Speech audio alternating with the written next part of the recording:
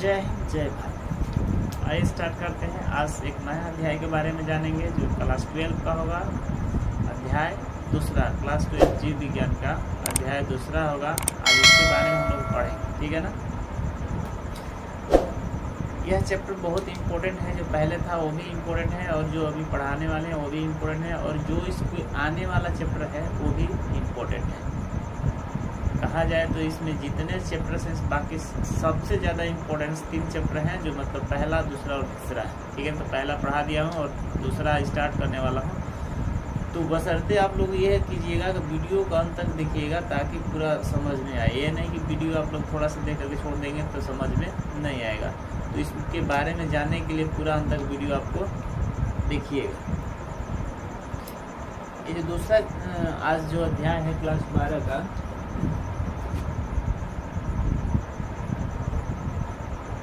कक्षा 12, ठीक है ना। अध्याय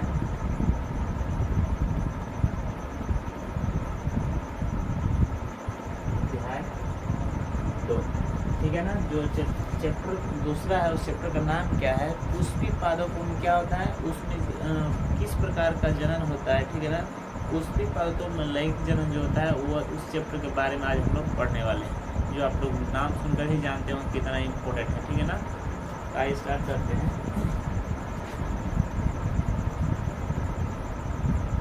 पुष्पी पादपों में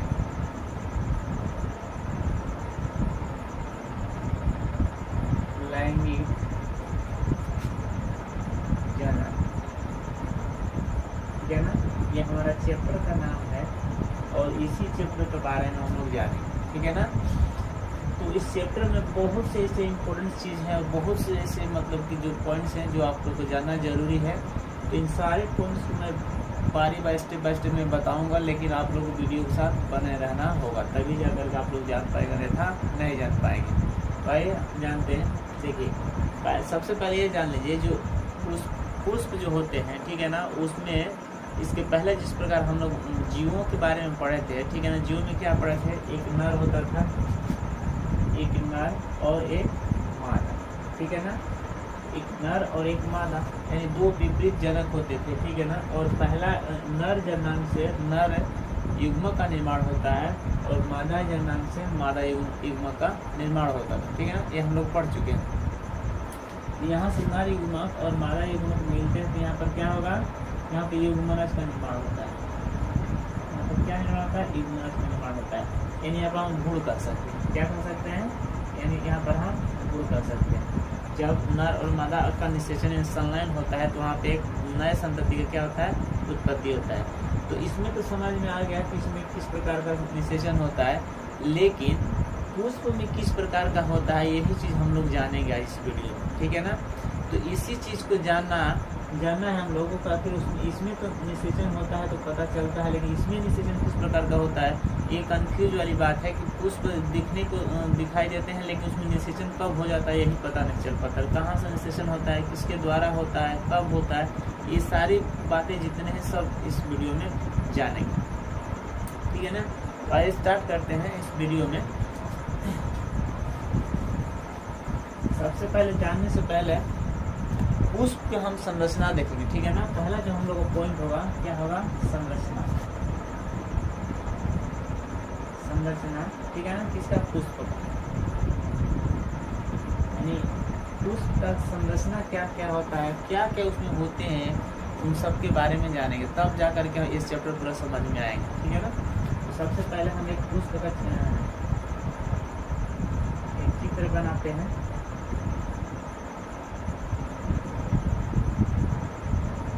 ठीक है ना। पुष्प का हम क्या चित्र बना दिए?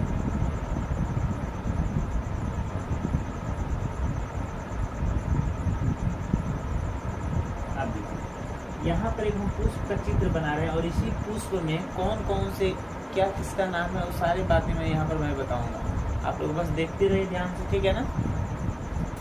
देखिए यहाँ पर कुछ इस तरह ग्रीन कलर का निकला हुआ रहता है, ठीक है ना।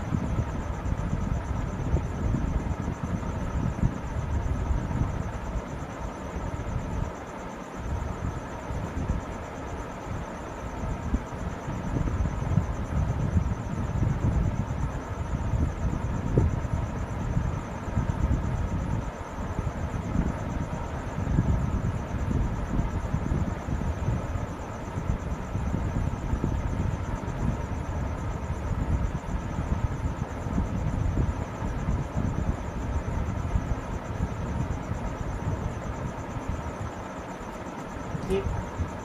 अब हम समझेंगे विस्तार से कौन किसको क्या कहा जाता है। यह पुष्प की संरचना है, ठीक है ना। क्या चीज़ का है? यह एक पुष्प की संरचना है और इस पुष्प में हम सब भाग के बारे में जानेंगे, ठीक है ना। तो मैं आप लोग को बता देना चाहता हूँ कि पुष्प में कितने 4 भाग होते हैं, ठीक है ना। इससे कितने होते हैं? 4 भाग होते हैं और वो 4 भाग कौन कौन से होते हैं उसके बारे में हम लोग जानेंगे, ठीक है ना। यहाँ पर मैं चित्र इसलिए बना दिया हूँ ताकि आप लोग चित्र देखेंगे तो आप लोगों को समझने में थोड़ा भी कठिनाई नहीं होगी, ठीक है ना। और मैं यही चाहता हूँ कि आप लोग ऐसे समझ लें कि ताकि फिर दोबारा उस चीज़ को देखने की आवश्यकता ना पड़े, ठीक है ना। उससे पहले यह जान लिया जाए, ठीक है ना, कि ये जो पुष्प जो होता है आखिर इसका अध्ययन क्या होता है, इसका अध्ययन किसमें किया जाता है। याद रखिएगा, यहाँ पर हम नोट कर लेते हैं ये पॉइंट्स, उसके बाद इसको स्टार्ट करेंगे, ठीक है ना। इसका जो पुष्प का जो अध्ययन होता है वो एंथोलॉजी में किया जाता है, याद रखिएगा। इसमें किया जाता है एंथोलॉजी में किया जाता है। जो पुष्प का अध्ययन होता है वो किसमें किया जाता है? एंथोलॉजी में किया जाता है, ठीक है ना। नेक्स्ट में होता है पुष्प का यानी जो फूल होते हैं उसका पुष्प कार्य क्या होता है? तो पुष्प का मुख्य कार्य होता है फल का क्या निर्माण करना, ठीक है ना। पुष्प का मुख्य कार्य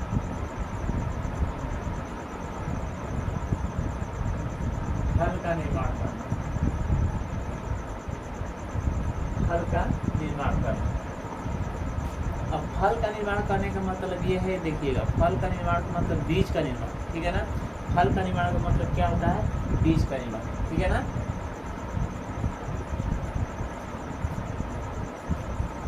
तो देखिए यहाँ पर हम लिखे हैं पुष्प का मुख्य कार्य क्या होता है? फल का निर्माण करना, यानी जब फल बनेगा तभी तो बीज बनेगा, जब बीज बनेगा तो फिर एक नए पौधे का क्या होगा? जन्म होगा, ठीक है ना। तो इसीलिए यहाँ पर लिखते हैं पुष्प का मुख्य कार्य क्या होता है? फल का निर्माण करना, यानी एक नए बीज का क्या करना? निर्माण करना, ठीक है ना। अब यह जानेंगे पुष्प के कितने भाग होते हैं। पुष्प के 4 भाग होते हैं, ठीक है ना। ये पहले मैं बता दिया। ये पहले याद कीजिए, इसका जो पुष्प का अध्ययन होता है एंथोलॉजी में किया जाता है और पुष्प का मुख्य जो कार्य होता है वो फल निर्माण के लिए होता है, यानी फल निर्माण बीज निर्माण करेगा, एक नया पौधे का जन्म होगा, ठीक है ना। और नेक्स्ट वाला जो पुष्प के कितने भाग होते हैं? 4 भाग होते हैं।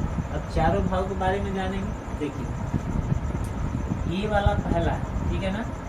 यहाँ पर इसको नोट कर देते हैं, उसके बाद समझा जाए ताकि समझने में कोई दिक्कत ना हो, ठीक है ना। एक होता है क्या? बाह्यदल, बाह्यदल पुंज। ये क्या होता है? बाह्यदल पुंज। 2 नंबर में होता है दल पुंज। दूसरा क्या होता है? दल पुंज। तीसरा में होता है पुमंग। चौथा में होता है जयान, ठीक है ना। क्या होता है? जयान। पहला बाह्यदल पुंज, दल पुंज, पुमंग और जयान। इन चारों पार्ट्स के पहले आता है ब्रेन। ये इनमें नहीं है, इनसे अलग मैं लिख रहा हूँ। ये क्या हो जाएगा? ब्रेन, ठीक है ना। एक पहला पार्ट हो गया ब्रेन और ब्रेन के बाद क्या होता है? पुष्पासन, पुष्पासन। अब इनको भी समझते हैं, ठीक है ना। पहले इन दोनों को समझते हैं, उसके बाद इन चारों को समझेंगे, ठीक है ना। तो देखिए आप लोग ध्यान से देखिएगा, ये जो ब्रेन होता है ना, ये ब्रेन कौन सा होता है? ये वाला भाग। देखिए ये ब्रेन का काम होता है, यही पहले निकलता है, ठीक है। जो ब्रेन निकलता है इस पुष्प को क्या करता है? मजबूती प्रदान करता है, यानी पुष्प को क्या करता है? सीधा रहने में क्या करता है? उसको सहायता प्रदान करता है, ठीक है ना। इसी को क्या कहा जाता है? ब्रेन कहा जाता है। और यही ब्रेन देखिएगा ना, कभी मतलब कि किसी को गिफ्ट करना होता है या किसी को देना होता है तो इसी ब्रेन को पकड़ कर उसको क्या करते हैं? गिफ्ट देते हैं, ठीक है ना। इसी को पकड़ कर दिया जाता है, ठीक है ना। इसको हम क्या कहते हैं? ब्रेन कहते हैं, ठीक है ना। ये वाला क्या है? ब्रेन है। उसके ऊपर देखिए पुष्पासन है। यहाँ पे इस वाले भाग में देखिएगा, इस वाले भाग में जो मतलब थोड़ा सा लोटा के जैसे बना हुआ है वो क्या है? पुष्पासन है। तो उसी पुष्पासन पर अगर यदि कहा जाए तो पूरा जो पुष्प का चारों भाग होता है क्या चीज़ पर बैठा होता है? तो पुष्पासन पर बैठा होता है, याद रखिएगा। इसी पुष्पासन पर क्या होता है? यह चारों भाग जो पुष्प होते हैं उस पर क्या होता है? स्तर बैठा होता है, ठीक है ना, लोटा का जैसे दिखाई देता है, ठीक है ना। इसी को क्या कहते हैं, पुष्पासन कहते हैं। क्या कहते हैं, पुष्पासन। इसको क्या कहते हैं, पुष्पासन कहा जाता है, ठीक है ना, जिसको पुष्प बैठते हैं, ठीक है ना। अब इसके बारे में हम अगले टॉपिक्स में जो आएगा उसमें हम अच्छे से बताएंगे कि इसमें अगर यदि फल जो मतलब कि निषेचन होता है तो कौन सा फल होता है, और इसमें जो आएगा निषेचन होगा तो कौन सा फल होगा, यानी जो सत्य फल असत्य फल जब पढ़ाएंगे तो इसमें ये चीज़ आपको हम बताएंगे विस्तार से, ठीक है ना, कि इसमें निषेचन होने से कौन सा फल बनता है। अभी यही जानिए कि इसको क्या कहते हैं, पुष्पासन कहा जाता है। प्रिंट हो गया, पुष्पासन हो गया, ठीक है ना।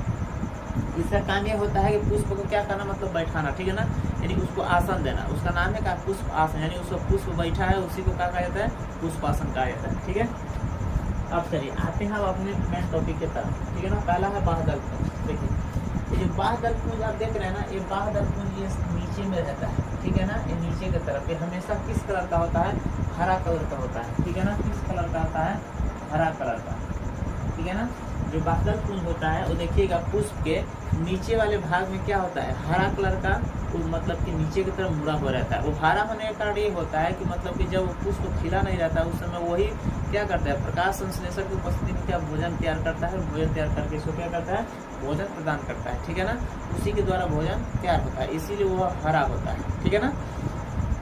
तो ये जो होता है इसको सुरक्षा प्रदान करता है, यानी देखिएगा जब पुष्प कोढ़ी, जो कोढ़ी होता है ना, जो पुष्प निकलने वाला होता है, तो उस पुष्प के समय क्या होता है, यही ऊपर से उसको क्या सुरक्षा प्रदान करके रखता है, ठीक है ना, उसी को इस तरह का ढक करके रखता है, ठीक है ना। जब तक कि वो पुष्प पूरा बढ़िया से खिल ना जाए, अच्छा तरह से खिल ना जाए, तब तक क्या करके रखता है, बाह्यदल पुंज होता है उसको ढक करके रखता है, ठीक है ना। और जैसे वो मतलब पुष्प परिपक्व होने लगता है, खिलने लगता है, तो नीचे की तरफ क्या होता है, मुड़ने लगता है, ठीक है ना। और जब ये नीचे की तरफ मुड़ने लगता है और पुष्प एक समय ऐसा आता है कि पुष्प पूरा खिल करके एक अपना रंग पा जाता है, ठीक है ना, और एक संरचना पा जाता है। तो इसका काम है जो बाह्यदल पुंज होते हैं, इसका यह होता है कि पुष्पों को क्या करना, सुरक्षा प्रदान करना, ठीक है ना। पुष्प जब तक वो निकले नहीं होते हैं, जब तक परिपक्व नहीं हुए होते हैं, तब तक क्या करना, उसको सुरक्षा प्रदान करना होता है, ठीक है ना। ये चीज समझ में आ गया। ये चित्र में भी आपको देखने में, चित्र में भी आपको दिखाई देता होगा कि मतलब जो जो बाह्यदल पुंज होता है वो मतलब किस कलर का होता है, हरा कलर का है, और किस तरह मतलब ढका हुआ है, और फिर पुष्प खिलने के बाद किस तरह के नीचे की तरफ मुड़ गया है, ठीक है ना। तो आप लोग स्पष्ट उसके बारे में समझ गए होंगे, ठीक है ना। नेक्स्ट आता है आप बाह्यदल पुंज समझ में आ गया। आप दल पुंज के बारे में समझ सकते। देखिए दल पुंज कौन सा होता है, दल पुंज ये वाला भाग होता है, कौन सा है, दल पुंज, ये क्या है, दल पुंज है। और ये आपका क्या था, बाह्यदल पुंज था, ठीक है ना। ये आपका दल पुंज है। तो दल पुंज यह है कि जो दल पुंज होता है,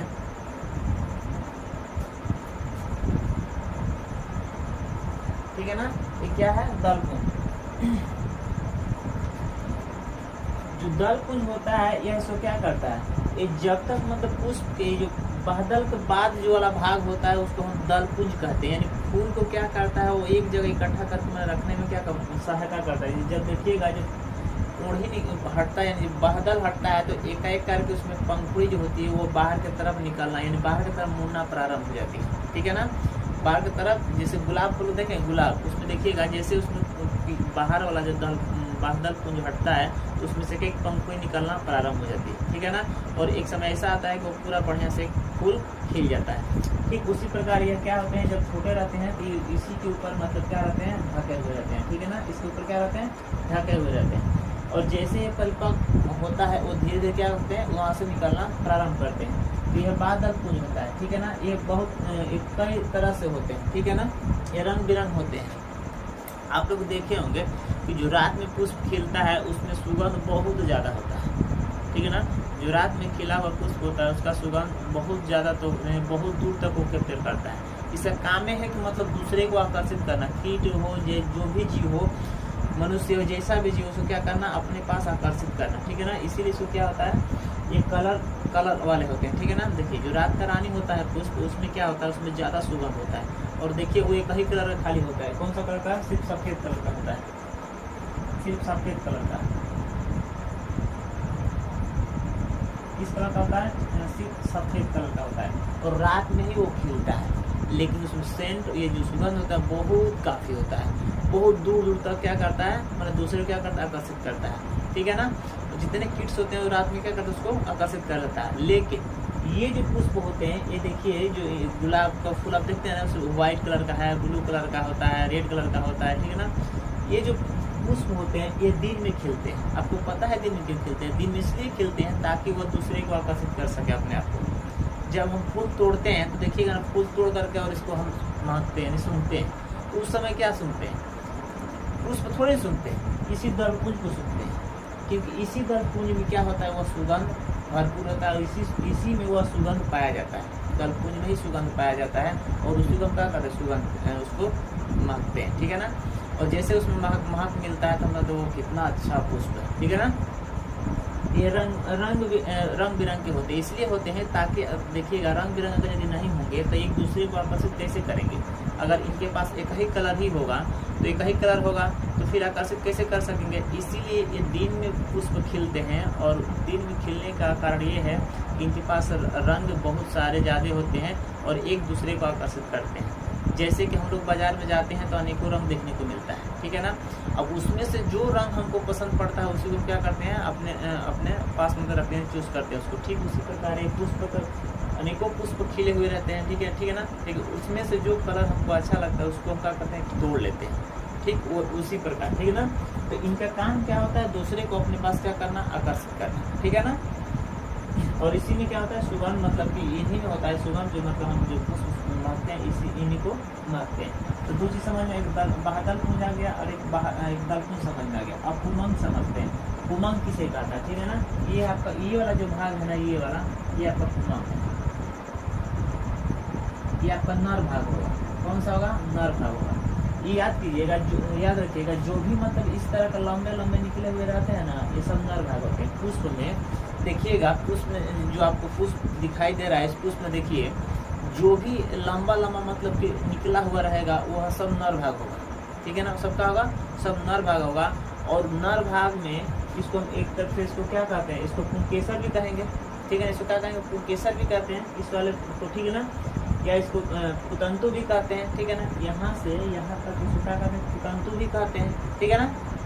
अब देखिए इस नर वाले भाग के जो ऊपर वाला भाग में होता है तो देखिएगा एक इस तरह का योजी जैसे बना हुआ रहता है, यानी दो पार्ट्स में एक मतलब कि डब्बा के जैसे बना हुआ रहता है, उसको योजी कहा जाता है। यानी दो पार्ट्स में वो बटा रहता है, ठीक है ना। इस आकार में आपको इस आकार में रहेगा वो, ठीक है ना। इस आकार में रहेगा, दो पार्ट्स में वो बटा रहता है, ठीक है ना। तो दो पार्ट में जब बटा रहता है इसको हम क्या कहते हैं, योजी कहते हैं। इसी को क्या कहते हैं, प्राकोष, ठीक है ना। योजी में क्या होता है, दो पार्ट्स में रहते हैं, सिर्फ योजी मतलब कि दो पार्ट जोड़ा हुआ, इसको हम क्या कहते हैं, परागकोश। और इस परागकोश में क्या मिलता है, पराकण मिलता है, ठीक है ना। और वही पराकण जो होता है वो क्या करता है, निषेचन का काम करता है। तो इसको हम क्या कहते हैं, परागकोश कहते हैं। कि इस वाले भाग को हम क्या कहते हैं, परागकोश। ये हमारा परागकोश हो गया। अब परागकोश में आपका परागकण मिलता है, याद रखिएगा, परागकोश में आपका परागकण मिलता है। वो जो छोटा छोटा दाना के जैसे दिखाई देते हैं ना, वही क्या है, परागकण है। आप अड़हुल का फूल लीजिए ना, अड़हुल का फूल देखिएगा, उसमें ऊपर के तरफ बहुत से मतलब नर भाग इस तरह का निकले हुए रहते हैं, और ऊपर जो मतलब पीला पीला बिंदु जैसे दिखाई देता है वही क्या है, परागकोश है। और उसी के अंदर देखिएगा दाना दाना जैसे निकल रहता है, उसी को परागकण कहा जाता है। वही निषेचन का समय वो कार्य करता है। ये चीज समझ में आ गया। अब ये समझिए जायांग, ये तो आपका नर भाग था, नर भाग समझ में आ गया, कोई दिक्कत नहीं है। अब उसके जायांग के बारे में समझिए। देखिए जायांग जो होता है वो मादा भाग होता है। इसको याद करने का सबसे आसान तरीका देखिए, उमंग है, उमंग में नर भाग, प से पुरुष, ठीक है ना, प से पुरुष और प से उमंग, ये नर भाग हो गया। अब देखिए ज से जायांग, ठीक है ना, ज से जायांग, ठीक है ना। तो ज से जायांग हो गया तो यानी ये आपका मादा भाग हो जाएगा। क्या हो जाएगा, मादा भाग। जो जायांग भाग होगा कौन सा भाग होगा, मादा भाग, यानी ये वाला पार्ट्स, ये वाला आपका मादा भाग हो जाएगा, ठीक है ना। अब बात ये है कि देखिए जो नर भाग मतलब होता है उसमें एक ही मतलब कि एक मादा भाग होता है। मादा भाग बहुत कम की मात्रा में होता है क्योंकि उसकी संख्या ज़्यादा नहीं होती, क्योंकि मादा भाग एक ही होगा, लेकिन जो नर भाग होता है वो ज़्यादा होता है। जिस प्रकार निषेचन हम लोग पीछे पढ़े थे, जो जीवों में जो स्पर्म होता है वो क्या होता है कि मतलब बहुत ज़्यादा लाखों में निकलते हैं, लेकिन उसमें जाते एक ही दो, ठीक है। ठीक उसी प्रकार इसमें ये जो मादा भाग जयांग का होता है, तो देखिए इसको भी 3 पार्ट्स में डिवाइड किया गया, यानी ये भी 3 पार्ट्स हैं। देखिए इस प्रकार ये जो नर भाग के 3 है, इधर मादा भाग के भी 3 है, ठीक है ना। इसको देखिए हम क्या कहते हैं, इस वाले भाग को यहाँ जहाँ से गोल है, ठीक है ना, इस वाले भाग को क्या कहते हैं, अंडाशय कहा जाता है। इस वाले भाग को क्या कहा जाता है, अंडाशय कहा जाता है। और यहाँ से और यहाँ तक जो शंकु के जैसे मतलब कि दिखाई दे रहा है, इसको हम क्या कहते हैं, वर्तिका कहते हैं। इसको क्या कहते हैं, वर्तिका। यानी इस तरह का समझिए, पहले गोल लोटा का जैसा था वो अंडाकार हो गया, और थोड़ा सा जैसे बढ़ा वर्तिका हो गया, और ऊपर वाला जो सबसे भाग होता है वो वर्तिकाग्र होता है। ये मुख वाला ऊपर वाला जो मुख होता है, ये क्या है, वो वर्तिकाग्र है। इसी पर क्या होता है, निषेचन, ठीक है ना। तो ये चीज समझ में आ गया। बादल पुंज और दल पुंज, उमंग और जयांग, ये नर भाग होता है, ये मादा भाग होता है, ठीक है ना। अब इनके भी बहुत से पार्ट्स होते हैं, इनको बहुत विस्तार से जानेंगे, ठीक है ना। लेकिन यह जान लेते हैं कि जो मादा भाग होते हैं कौन कौन होते हैं, और नर भाग जो होते हैं कौन कौन से होते हैं, ठीक है ना। ये चीज जान लेते हैं, उसके बाद आगे देखेंगे।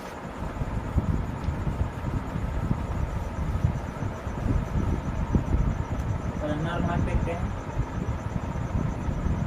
जो नर भाग होता है, एक होता है पुंकेसर, एक पुंकेसर होता है, 2 नंबर में परागकोश होता है, 3 नंबर में होता है परागकण। 3 नंबर क्या होता है, तो एक पुंकेसर, परागकोश और परागकण, 3 होता है नर भाग का। अब मादा भाग देखिए, मादा भाग में 3 होते हैं। पहला क्या होता है, अंडाशय होता है, अंडाशय, 2 नंबर वर्तिका, वर्तिका, 3 नंबर वर्तिकाग्र, वर्तिकाग्र। देखिए यही पहले मैं आप लोग को बताया, पहले तो ये बता दिए पुंकेसर। पुंकेसर जो होता है इसको जयांग भी कहते हैं। परागकोश ऊपर वाला भाग होता है परागकोश, परागकण, परागकोश के अंदर जो परागकण पाया जाता है उसे क्या कहते हैं, परागकण कहते हैं। अब मादा भाग में देखिए, मादा भाग में 3 होता है। ये जो गोल दिखा लोटा की तरह दिखाई दे रहा है, ये क्या है, अंडाशय है। और ये थोड़ा सा मतलब लंबा हो गया, ये वर्तिका हो गया, और वो थोड़ा सा एकदम पतला हो गया, वो क्या हो गया, वर्तिकाग्र हो गया, ठीक है ना। ये चीज यहाँ तक उम्मीद है कि आप लोगों को समझ में आ गया होगा, ठीक है ना। तो यहाँ तक समझ में आ गया, तो और थोड़ा सा आगे जानते हैं, ठीक है ना। अब इसको हम हटा रहे हैं, देखिए